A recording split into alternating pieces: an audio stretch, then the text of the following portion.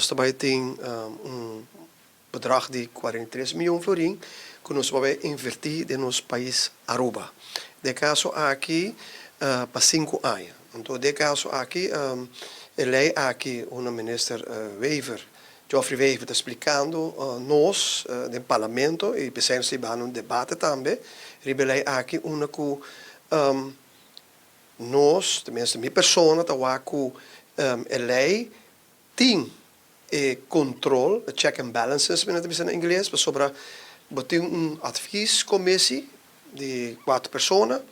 e também também tem reportagens que também vão dar no caso que no parlamento e a decisão aqui não vão tomar door de ministro só, o ministro raad. Dus o ministro raad toma a decisão sobre o projeto não, porque cada ministro entregar seu projeto e o ministro raad esta worden decisão de tomar e de caso aqui pensei minha pessoa avisa que é importante que é também para sobre nós tem a placa aqui nós temos invertir em nosso país e seguro em parte de nosso país pero seguro São Nicolás onde nós temos MFA projetar acaba de basta aia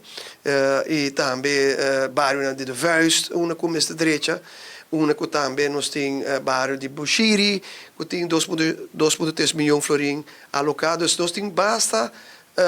placa alocar, pero Mr. Bing, de caso aqui, de investeringsfonds aqui, nós por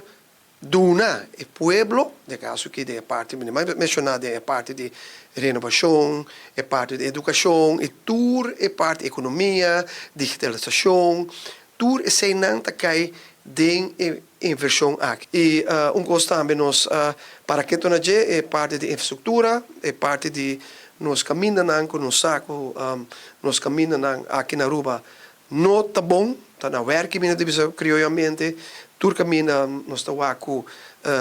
tem buraco, pacha aqui, aí, dus me quer esse conan aqui, me quer com inversão aqui, nós está chega na cunsa direita, infrastructura com a direita de bairro não com a direita dus nós temos período de caso aqui de 5 anos bacana e tem nós para controlar